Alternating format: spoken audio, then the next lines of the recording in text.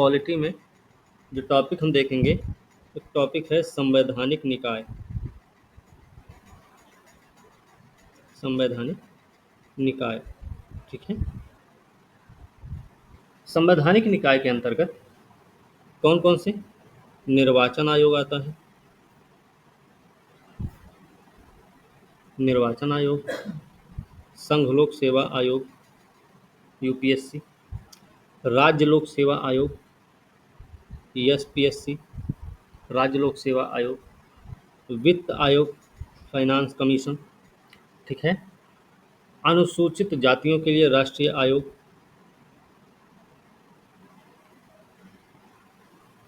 अनुसूचित जाति के लिए राष्ट्रीय आयोग, ठीक है।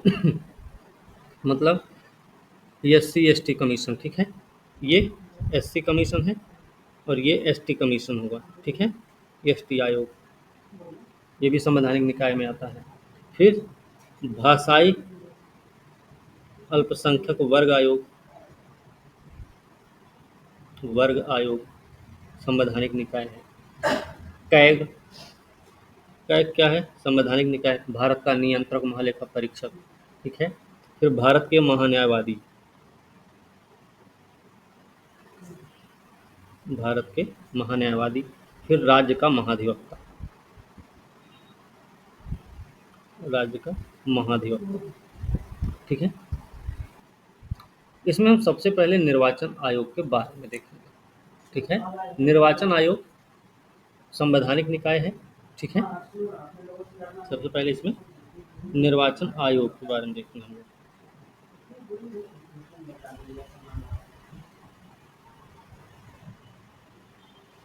निर्वाचन आयोग जिसकी स्थापना हुई है 1950 में, है ना। स्थापना कब होती है इसकी? 25 जनवरी 1950, ठीक है। इसी दिन राष्ट्रीय मतदाता दिवस भी मनाया जाता है ना, ठीक है। इसकी स्थापना हुई है 25 जनवरी 1950 को। इसके बारे में अगर देखें तो ये स्थायी है और स्थायी और स्वतंत्र निकाय है, स्थायी और स्वतंत्र निकाय भी है ना। एक चीज और याद रखना कि ये भारत के संविधान के द्वारा, इसका गठन भारत के संविधान के द्वारा एक स्वतंत्र और निष्पक्ष चुनाव संपन्न कराने के उद्देश्य से इसकी स्थापना की गई है, ठीक है। तो एक इसका उद्देश्य क्या है? उद्देश्य है देश में स्वतंत्र और निष्पक्ष चुनाव संपन्न कराना, ठीक है। निष्पक्ष चुनाव कराना, ओके। इसका ये उद्देश्य एक निश्चित मानदंड है जिसके आधार पर उनको राज्य स्तरीय पार्टी का दर्जा मिल सकता है, जिसके आधार पर उन्हें राष्ट्रीय स्तर का दर्जा दिया जा सकता है। एक उम्र निर्धारित की गई है जिसके बाद वो चुनाव लड़ने के काबिल बनेंगे। लोकसभा के लिए, मतलब राज्यसभा के लिए, लोकसभा के लिए अलग है, विधानसभा के लिए अलग है। बात समझे? साथ ही साथ उन सभी पार्टियों को जो एक चुनाव चिन्ह है वो भी बांटेंगे। तो देश में स्वतंत्र और निष्पक्ष चुनाव कराना इनका उद्देश्य है। संविधान में इनका जो वर्णन किया गया है भाग 15 के अंतर्गत है, ठीक है। अनुच्छेद है 324 से 329, ठीक है। याद रखना, भाग 15 अनुच्छेद 324 से 329 के बीच में। ये जो निर्वाचन आयोग है एक अखिल भारतीय संस्था है। अखिल भारतीय संस्था क्यों कहा जाता है इसको? अखिल भारतीय संस्था इसलिए कहा जाता है क्योंकि यह केंद्र और राज्य सरकार दोनों के लिए समान है, ठीक है। अब इसका मतलब ये नहीं है कि इसी की जिम्मेदारी है पंचायत स्तर का चुनाव कराना भी, ठीक है। ये सिर्फ केंद्र और राज्य स्तर के चुनाव कराने में अपने चुनाव कराता है। बात समझे? लोकसभा का चुनाव, राष्ट्रपति का चुनाव, है ना, विधानसभा का चुनाव, ये सब। लेकिन जो पंचायत स्तर के चुनाव होते हैं उनके लिए अलग से व्यवस्था हुई की गई है संविधान में। ठीक है। तो निर्वाचन आयोग को अखिल भारतीय संस्था कहने का मतलब है, अखिल भारतीय संस्था इसलिए कहा जाता है क्योंकि यह केंद्र और राज्य सरकार दोनों के लिए समान है। ठीक है। अब ये करता क्या है, पहली बात हमने आपको बताई कि भाग 15 में है, भाग है 15, अनुच्छेद क्या है, 324 से 329 के बीच में। ठीक है। अब ये करता क्या है, तो संसद, राज्य विधानमंडल, राष्ट्रपति, राष्ट्रपति, उपराष्ट्रपति, ठीक है, के पदों के निर्वाचन के लिए, पदों के निर्वाचन के लिए संचालन,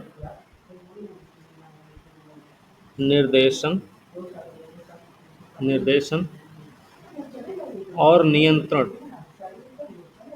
ठीक है, संचालन, निर्देशन और नियंत्रण, नियंत्रण के लिए जवाबदेह है या जिम्मेदार है, नियंत्रण के लिए जिम्मेदार है। ठीक है। अखिल भारतीय संस्था है ये,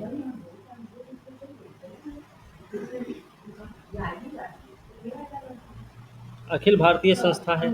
तो अखिल भारतीय संस्था क्यों है, अखिल भारतीय संस्था में होने का मतलब है ये केंद्र और राज्य सरकार दोनों के लिए जिम्मेदार।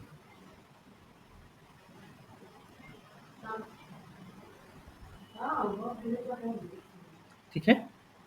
इसलिए इसे एक अखिल भारतीय संस्था कहा जाता है। ठीक है। इसकी संरचना से संबंधित बात करें हम, इसकी संरचना से संबंधित बात करें, इसकी संरचना अनुच्छेद 324 के अंतर्गत दी गई है। क्या है इसमें, इसमें आप देखेंगे तो मुख्य निर्वाचन आयुक्त,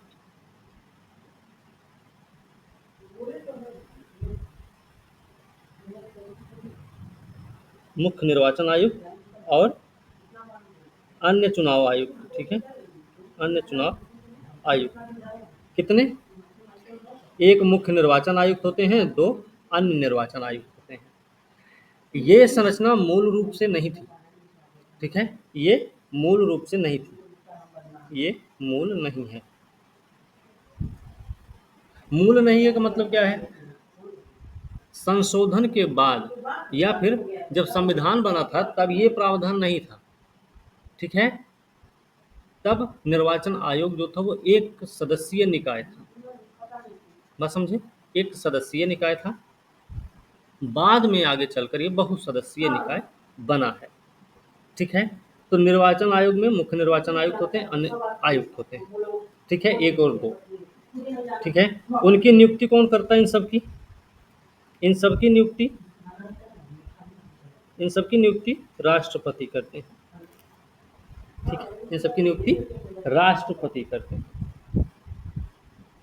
अभी हमने आपको बताया है कि ये संसद, राज्य विधानमंडल, राष्ट्रपति, उपराष्ट्रपति के पदों के निर्वाचन के लिए संचालन, निर्देशन, नियंत्रण की जिम्मेदारी रखता है। ठीक है। ठीक है। तो इनकी नियुक्ति कौन करता है, राष्ट्रपति के द्वारा इनकी नियुक्ति होती है। ठीक है। जब कोई अन्य निर्वाचन आयुक्त इस प्रकार से नियुक्त किया जाता है तब मुख्य निर्वाचन आयुक्त निर्वाचन आयोग के अध्यक्ष के रूप में काम करते हैं। मतलब ये, जब इनकी नियुक्ति होती है उस स्थिति में जो मुख्य निर्वाचन आयुक्त होते हैं वो निर्वाचन आयोग के अध्यक्ष के रूप में काम करते हैं। ठीक है, ये भी लिख सकते हैं, अन्य निर्वाचन आयुक्त की नियुक्ति के मामले में, के मामले में मुख्य निर्वाचन आयुक्त निर्वाचन आयोग के अध्यक्ष के रूप में काम करते हैं। ठीक है। फिर निर्वाचन आयोग की सलाह पर निर्वाचन आयोग की सलाह पर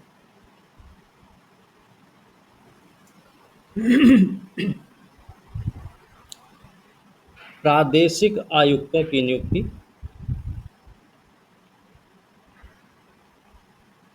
आयुक्तों की नियुक्ति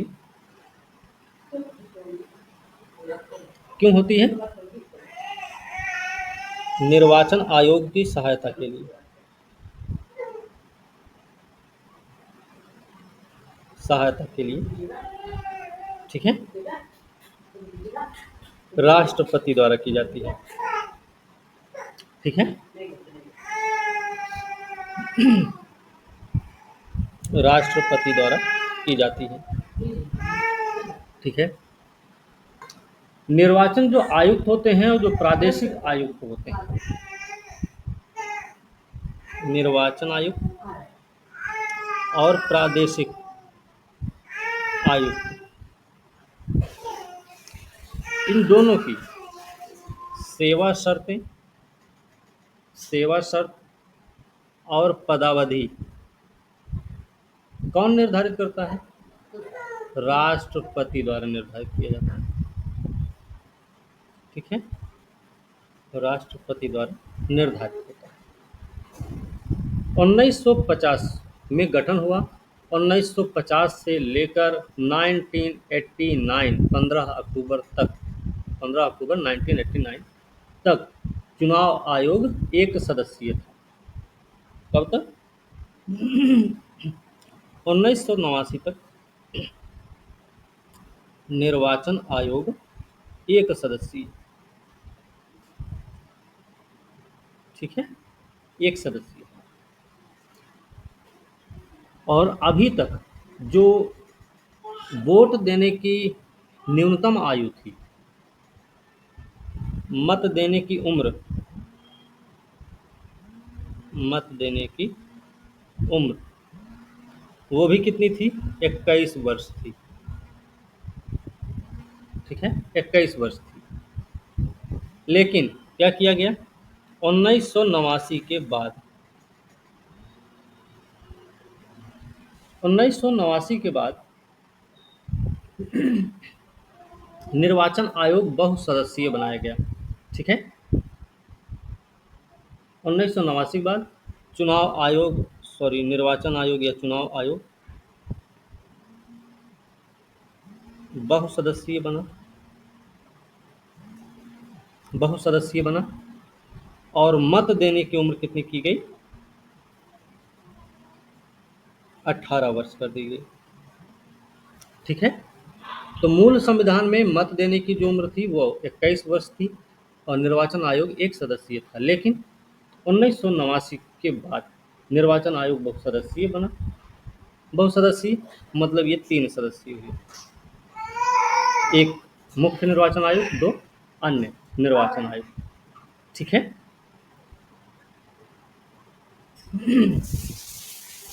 और ये क्यों किया गया? निर्वाचन आयोग को जो बहुसदस्यीय बनाया गया वो इसलिए बनाया गया कि आयोग के काम के भार को कम किया जा सके। ओके। आयोग के काम के भार को कम करने के उद्देश्य से निर्वाचन आयोग को बहुसदस्यीय निकाय बनाया गया, जिसमें 2 अन्य निर्वाचन आयुक्तों की नियुक्ति की गई। ठीक है। लेकिन फिर 1990 में क्या हुआ? 1990 में चुनाव हुआ। ठीक है। 1990 में चुनाव हुआ और उस चुनाव के बाद 1990 में ही फिर से क्या किया गया? निर्वाचन आयोग को एक सदस्यीय बना दिया गया। एक सदस्यीय हो गया फिर से। लेकिन फिर समय आता है 1993। 1993 में फिर से निर्वाचन आयोग को बहुसदस्यीय बनाया गया और तब से लेकर आज तक निर्वाचन आयोग बहुसदस्यीय निकाय के रूप में स्थापित है। ठीक है। यहाँ पे हमने मत देने की उम्र की बात की है, 21 साल से 18 साल किया गया है, तो ये भी संशोधन हुआ होगा। तो उस संशोधन का नाम था 61वां संशोधन।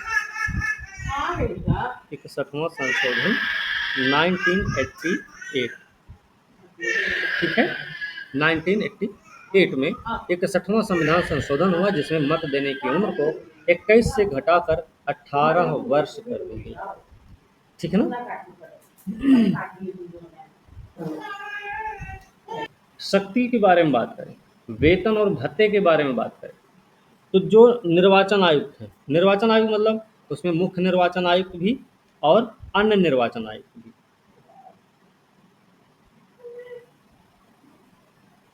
सभी निर्वाचन आयुक्त, ठीक है, इसमें मुख्य और अन्य दोनों की हम बात कर रहे हैं। इन सब की समान शक्तियां हैं, समान शक्ति है। ठीक है। साथ ही इनके वेतन, भत्ते, ठीक है, ये भी समान है। समान शक्ति और वेतन भत्ते भी समान, एक जैसे हैं। ठीक है। अब इन सबका जो ये वेतन भत्ता है और शक्तियां हैं, ये किसकी तरह हैं? सर्वोच्च न्यायालय के न्यायाधीश के समान है। सर्वोच्च न्यायालय के न्यायाधीश के समान। सर भत्ते का मतलब क्या होता है? हम्म? ये सर्वोच्च न्यायालय के न्यायाधीश के समान इनकी शक्ति होती है, इनके वेतन और भत्ते भी समान होते हैं, एक जैसे होते हैं। ठीक है। ऐसी स्थिति में देखें जब मुख्य निर्वाचन आयुक्त और दो अन्य निर्वाचन आयुक्तों के बीच विचार में मतभेद हो जाए तो आयोग बहुमत के आधार पर निर्णय लेता है। मतलब कहने का है, अगर मान लीजिए मुख्य निर्वाचन आयुक्त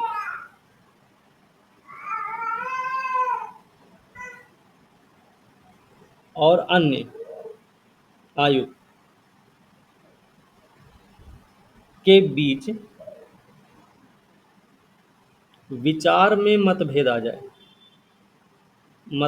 जाए, उस स्थिति में क्या होना है? उस स्थिति में बहुमत के आधार पर निर्णय लिया जाता है।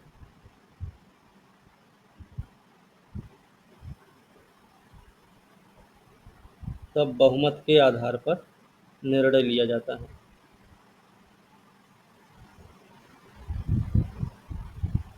ठीक है। तब बहुमत के आधार पर निर्णय लिया जाता है। इनके कार्यकाल की हम बात करें, इनका कार्यकाल क्या है? कार्यकाल होता है 6 वर्ष या 65 वर्ष, दोनों जो भी पहले आ जाए।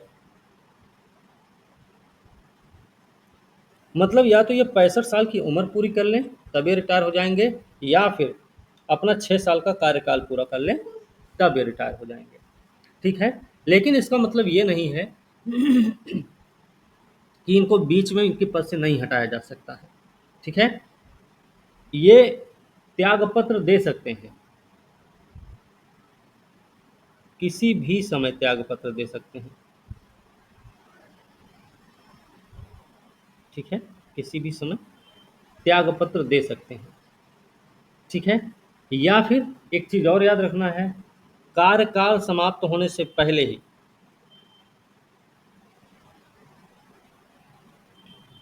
होने से पहले पद से हटाया जा सकता है।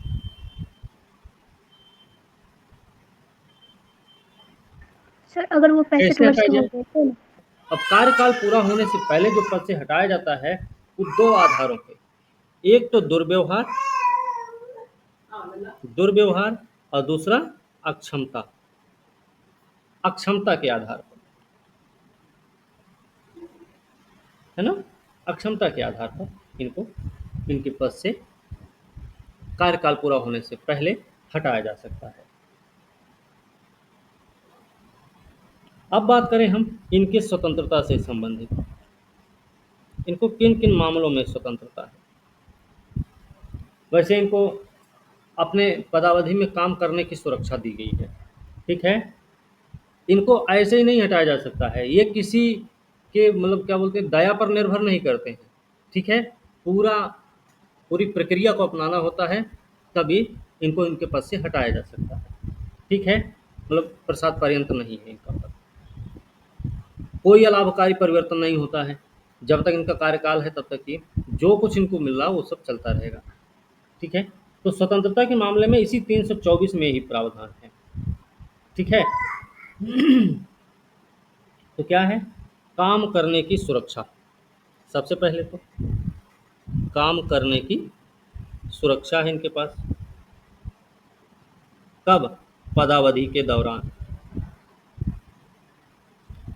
ठीक है ना, पदावधि के दौरान। पदावधि के दौरान अपनी निर्धारित पदावधि में इनको काम करने की आज़ादी होती है।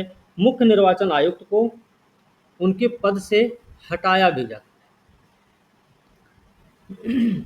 इनको हटाने की प्रक्रिया, हटाने की प्रक्रिया कैसे?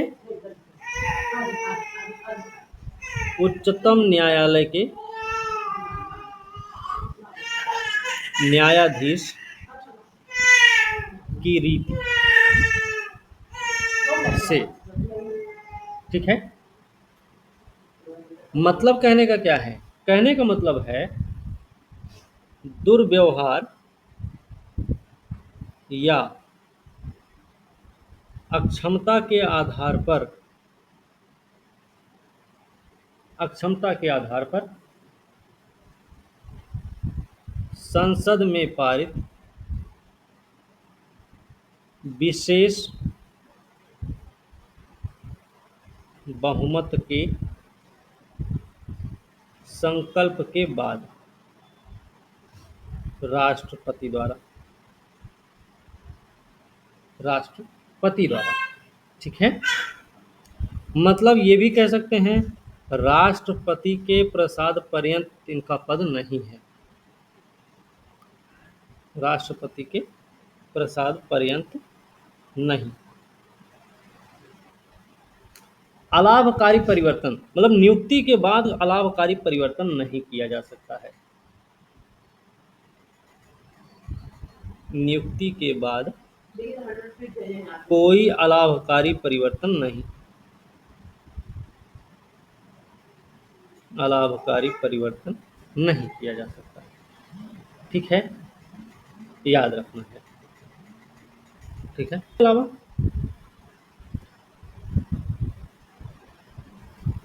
जो अन्य निर्वाचन आयुक्त हैं,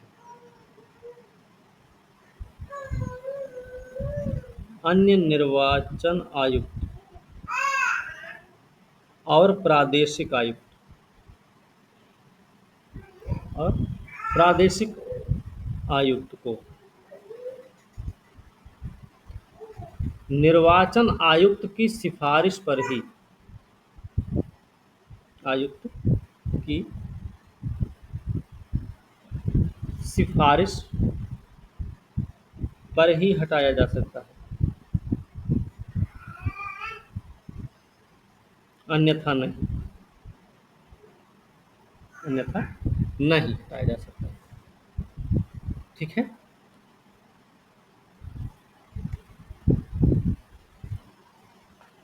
क्लियर? स्वतंत्र और निष्पक्ष काम करने के लिए संविधान के तहत इनको दिशा निर्देश दिए गए। स्वतंत्र और निष्पक्ष चुनाव कराने के लिए, स्वतंत्र और निष्पक्ष काम करने के लिए संविधान में इनको दिशा निर्देश मिले हुए हैं, लेकिन कुछ अपवाद हैं या कुछ दोष हैं। दोष क्या है? अब संविधान में इनसे संबंधित जो वर्णन नहीं किया गया है, पद से संबंधित अपवाद ही लिख लीजिए, पद से संबंधित अपवाद। क्योंकि कई बार पेपर में पूछा जाता है, पेपर में स्टेटमेंट भी दिया जाता है कि संविधान में निर्वाचन आयोग के सदस्यों की अर्हता निर्धारित की गई है, ऐसे, है ना, लेकिन निर्धारित नहीं है, ठीक है। तो इनकी योग्यता,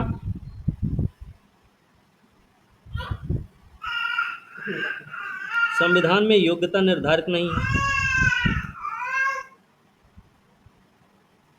योग्यता निर्धारित नहीं है, एक चीज। अब योग्यता में क्या है?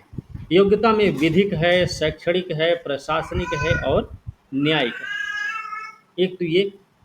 दूसरी चीज,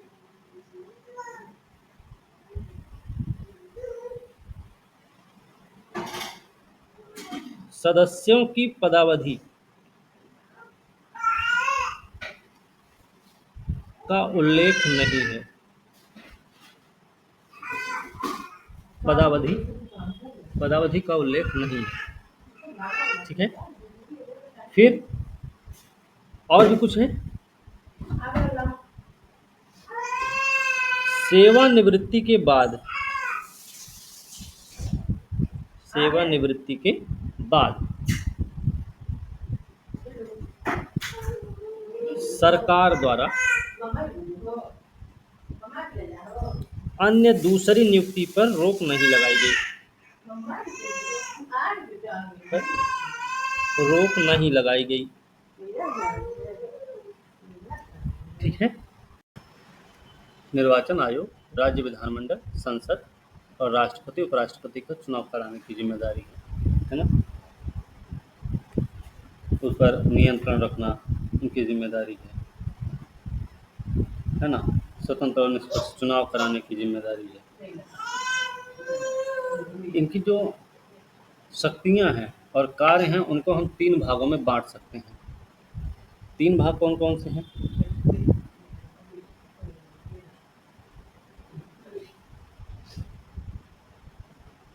प्रशासनिक, सलाहकारी सलाहकारी और अर्धन्यायिक। अर्धन्यायिक। ठीक है। इनके जो काम है आप देखेंगे तो ये पहली चीज तो पूरे भारत में क्या करते हैं ये निर्वाचन क्षेत्र के भूभाग का निर्धारण करते हैं ना। पूरे भारत में निर्वाचन क्षेत्र के भूभाग का निर्धारण करते हैं। अब ये जो निर्धारण करते हैं वो परिसीमन आयोग अधिनियम के आधार पर करते हैं। परिसीमन आयोग के अधिनियम के आधार पर,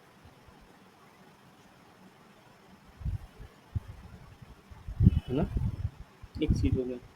दूसरी चीज क्या है?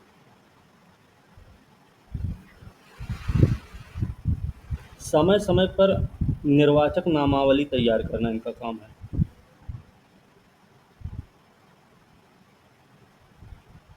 निर्वाचक नामावली तैयार करना, साथ ही साथ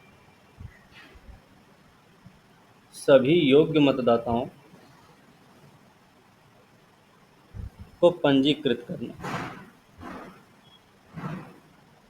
पंजीकृत करना इनका काम है ना। इसके अलावा निर्वाचन तिथि और समय सारणी का निर्धारण करना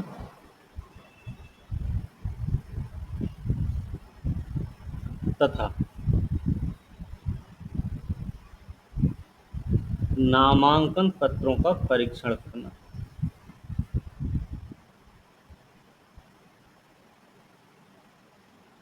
नामांकन पत्रों का परीक्षण करना भी इनका काम है। ठीक है। फिर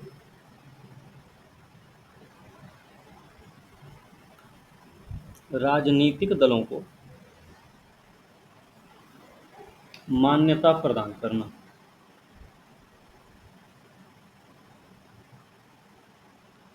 साथ ही साथ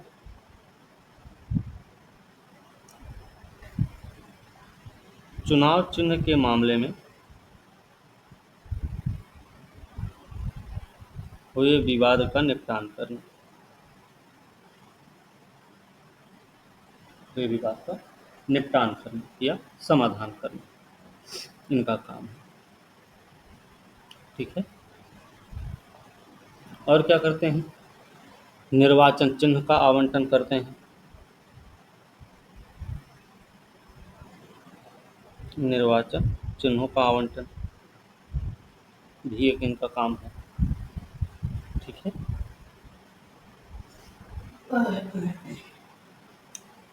ये हो गया।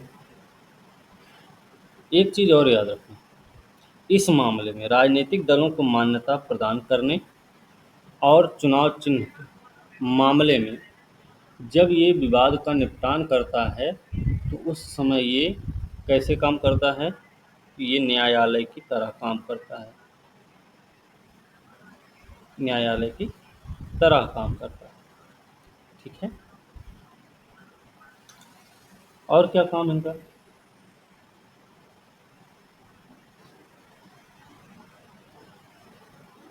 निर्वाचन व्यवस्था विवाद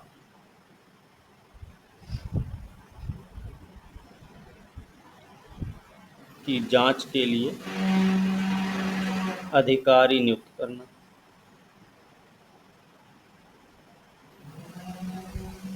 है ना? अधिकारी नियुक्त करना। अगर निर्वाचन व्यवस्था संबंधी कोई विवाद उत्पन्न होता है तो उसकी जांच करने के लिए अधिकारी नियुक्त करते हैं। तो जांच में क्या है कि सही है क्या गलत है, जो विवाद उठ रहा है वो कहाँ तक सही है, फॉल्ट कहाँ हुई थी, कमी कहाँ रह गई, है ना? उस सब की जांच के लिए एक अधिकारी की नियुक्ति करने की जिम्मेदारी है इनकी। ठीक है। इसके अलावा जो सदस्य हैं,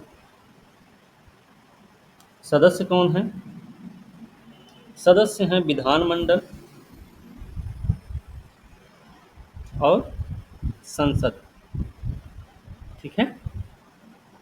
संसद और विधानमंडल, इनकी निरर्हता के मामले में अगर विधानमंडल के सदस्यों की निरर्हता का मामला है तो राज्यपाल, है ना? अगर संसद के सदस्यों की निरर्हता का मामला है तो राष्ट्रपति क्या करते हैं? को सलाह देने का काम करते हैं। ठीक है। इस मामले में क्या है? एक सलाहकारी संस्था के रूप में काम करता है।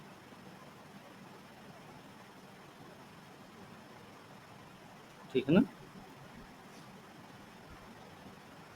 अलग से अगर देखें एक और, तो अगर मान लीजिए अनियमितता देखी जाती है चुनाव के दौरान, अनियमितता के आधार पर चुनाव रद्द करना।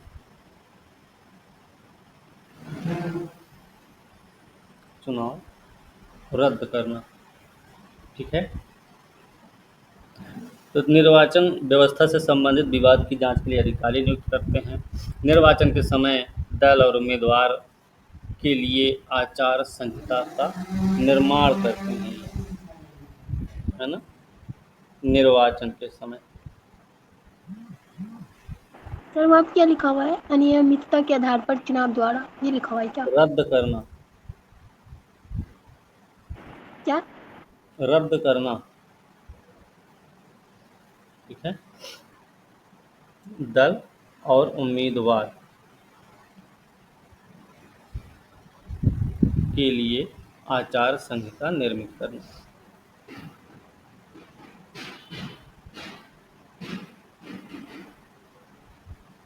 निर्मित करना। ठीक है। फिर यहाँ तक कि अगला पॉइंट लिख लीजिए, निर्वाचन के समय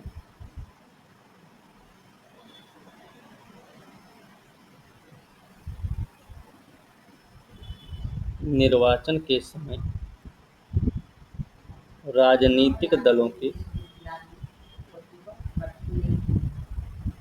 दलों की नीतियों के प्रचार के लिए रेडियो और टीवी कार्यक्रम सूची निर्मित करना। ठीक है, याद रखना है। इसके अलावा और कुछ, रिगिंग, रिगिंग, मतदान केंद्र लूटना, हिंसा। अच्छा, जो ये अनियमितता बता रहे थे, ये अनियमितता भी कौन सी है? यही सब रिगिंग है, मतदान केंद्र लूटना या हिंसा हो जाए, है ना, या फिर और कुछ ऐसी चीज़ें हो गई। पॉइंट लिख लीजिए। निर्वाचन कराने के लिए, निर्वाचन कराने के लिए, तो निर्वाचन कराने के लिए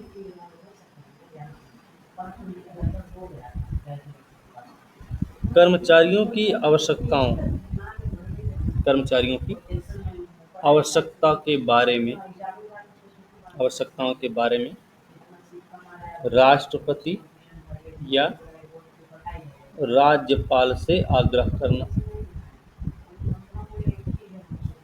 आग्रह करना। अगर संसद का चुनाव है, संसद का अगर चुनाव है, तो उस मामले में कर्मचारियों की ज़रूरत अगर पड़ती है तो उस मामले में राष्ट्रपति से आग्रह करेंगे। ठीक है, अगर विधानमंडल के चुनाव की बात होगी तो उस स्थिति में वो क्या करेंगे? राज्यपाल से आग्रह करेंगे। समस्त भारत में,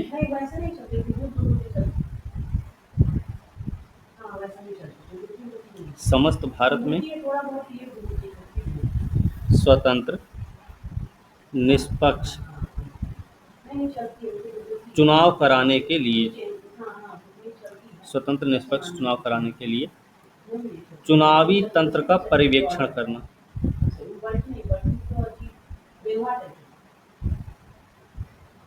चुनावी तंत्र का पर्यवेक्षण करना भी इनका काम है। ठीक है, पर्यवेक्षक का मतलब? जांच पड़ताल, देखभाल। एक और चीज है, राष्ट्रपति शासन अगर कहीं पर लगा था किसी राज्य में और 1 साल बीत जाए, अगर स्थिति ठीक है, चुनाव कराने लायक है, तो उस मामले में ये राष्ट्रपति को सलाह दे सकते हैं कि भाई चुनाव कराना है या नहीं कराना। ठीक है, तो राष्ट्रपति शासन वाले राज्य में 1 वर्ष समाप्त होने के बाद, समाप्त होने के बाद निर्वाचन संबंधी सलाह राष्ट्रपति को देते हैं। निर्वाचन संबंधी सलाह हमने बोला है, तो मतलब उसमें निर्वाचन करवाना है या नहीं कराना है, उस मामले में सलाह देते हैं ये राष्ट्रपति। ठीक है, निर्वाचन के मद्देनजर राजनीतिक दलों को पंजीकृत करना, निर्वाचन में प्रदर्शनों के आधार पर उसे राष्ट्रीय राज्य स्तरीय दल का दर्जा देना, ये सब भी इनके काम में शामिल हैं। ठीक है, तो हम लिख सकते हैं, वैसे ऊपर लिखे हैं, राजनीतिक दलों का पंजीकरण, सॉरी, पंजीकरण और निर्वाचन प्रदर्शन के आधार पर, निर्वाचन प्रदर्शन के आधार पर क्या कराएंगे?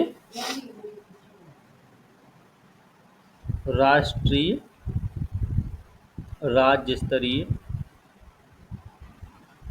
दलों का दर्जा देना, दर्जा देना। ठीक है, ये भी इनका काम है। ठीक।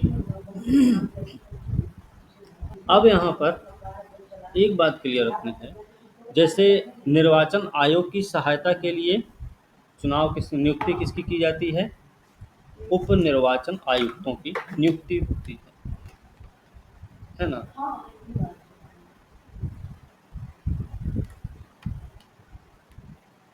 निर्वाचन आयोग की सहायता के लिए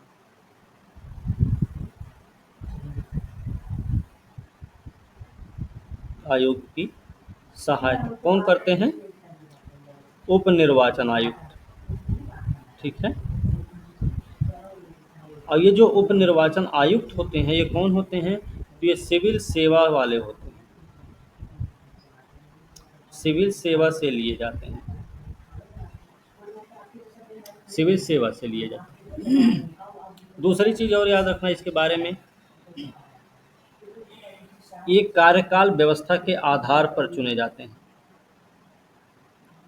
कार्यकाल व्यवस्था के आधार पर। ठीक है। निर्वाचन भर तक का मामला है। ठीक है। तो कार्यकाल व्यवस्था के आधार पर चुने जाते हैं।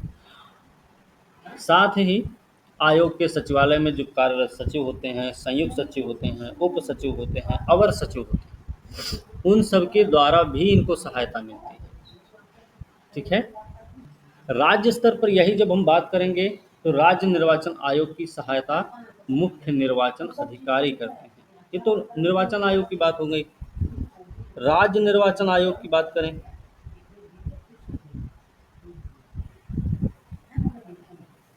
ठीक है, इनकी सहायता कौन करता है?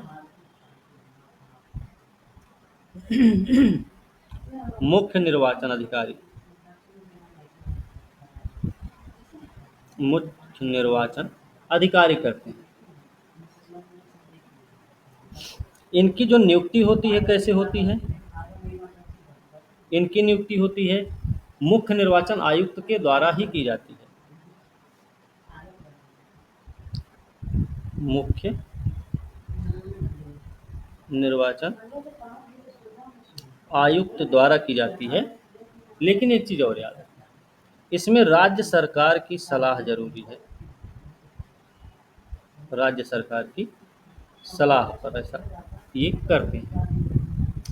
ठीक है। इनके नीचे मुख्य निर्वाचन आयुक्त के नीचे कौन होते हैं? ऐसे लिख लेना, एरो बना लेना, है ना। इनके नीचे आते हैं जिला स्तर पर कलेक्टर, इनके, है ना। तो जिला निर्वाचन अधिकारी, ओके। निर्वाचन अधिकारी कौन है? डीएम, उस जिले का डीएम, वो जिला निर्वाचन अधिकारी होता है। ठीक है। वो क्या करता है? अब इसका काम क्या है? इसका काम है जिले में प्रत्येक निर्वाचन क्षेत्र के लिए, जिले में प्रत्येक निर्वाचन क्षेत्र के लिए, क्षेत्र के लिए क्या करते हैं? निर्वाचन अधिकारी नियुक्त करते हैं, निर्वाचन अधिकारी नियुक्त करते हैं। ठीक है। ये तो प्रत्येक निर्वाचन क्षेत्र के लिए है। और प्रत्येक मतदान केंद्र के लिए क्या करते हैं? प्रत्येक मतदान केंद्र के लिए पीठासीन अधिकारी की नियुक्ति करते हैं, अधिकारी की नियुक्ति करते हैं। ठीक है। इसके दृष्टि, लक्ष्य और सिद्धांतों की बात करें तो ये आयोग श्रेष्ठता का एक संस्थान बनना चाहता है। ठीक है। वो भारत विश्व में सक्रिय क्रियाशीलता, भागीदारी, चुनावी लोकतंत्र को गहराई मजबूती प्रदान करके कर रहा है। इसका लक्ष्य क्या है? हमने पहले भी पढ़ रखा है, स्वतंत्रता, स्वायत्तता और अखंडता को बनाए रखता है, जो भारत का चुनाव आयोग है ना। ये स्टेक होल्डर्स की उपलब्धता, समाहितता और नैतिक भागीदारी को सुनिश्चित करता है।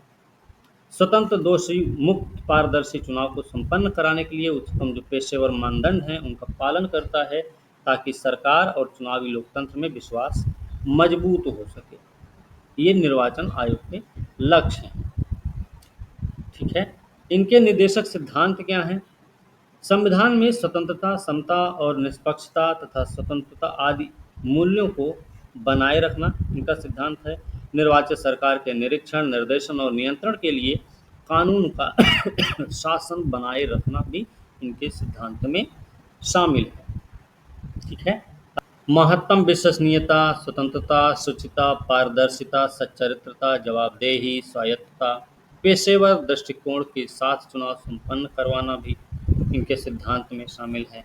चुनाव प्रक्रिया के हित में राजनीतिक दलों की भागीदारी करवाना, स्टेक होल्डर्स की भागीदारी करवाना भी इनकी जिम्मेदारी है। एक सवाल ये है कि जो पंचायत और निगम चुनाव होते हैं उसके उसका संबंध तो इस निर्वाचन आयोग से नहीं है कोई भी।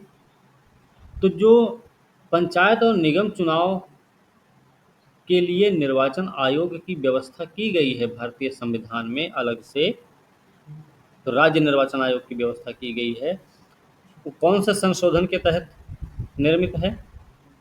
उस संशोधन का नाम है 73वां और 74वां संविधान संशोधन अधिनियम 1992, क्योंकि ये दोनों संविधान संशोधन किससे संबंधित हैं?